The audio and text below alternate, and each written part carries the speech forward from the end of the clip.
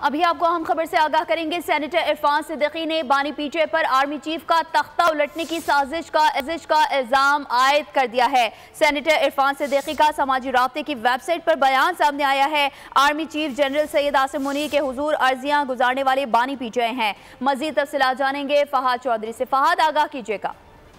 जी देखिए, सीनियर रहनुमा मुस्लिम लीग नून इरफान सिद्दीकी ने इल्जाम लगाया है बानी पीटीआई पर कि उन्होंने आर्मी चीफ का तख्ता उलटने की साजिश की। इरफान सिद्दीकी ने कहा कि army chief general Asim Munir के हुजूर अर्जियां गुजारने वाले इमरान खान बहादुर बने, आसाब जवाब दे गए हैं तो पूरा सच भी उगल दें और कह डालें कि बानी पीटीआई को फौज से मैंने लड़ाया और जनरल आसिम मुनीर की तकर्री रोकने के लिए पिंडी पर यलगार मैंने की, कभी खुद कभी बेगम पर कातिलाना हमलों के इल्जामात मैंने लगाए। इरफान सिद्दीकी ने कहा कि 9 मई को आसिम मुनीर का बानी पीटीआई ये तस्लीम करें कि 9 मई को आसिम मुनीर का तख्ता उलटने के लिए फौज में बगावत की साजिश उन्होंने की। 200 से ज्यादा फौजी तनसीबात और शोहदा की यादगारों पर हमले करवाए, फिजाइया के तैयारे जलाए, हेलीकॉप्टर हादसे के शोहदा का मज़हका उड़ाया। इसके अलावा सोशल मीडिया से आसिम मुनीर और फौज को गालियां दिलवाई और बैरून मुल्क अपनी फौज और चीफ के खिलाफ बसों पर इश्तिहारी मुहिम चलवाई।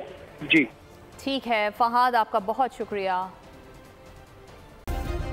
सब्सक्राइब करें और बेल दबाएं ताकि कोई खबर रह न जाए।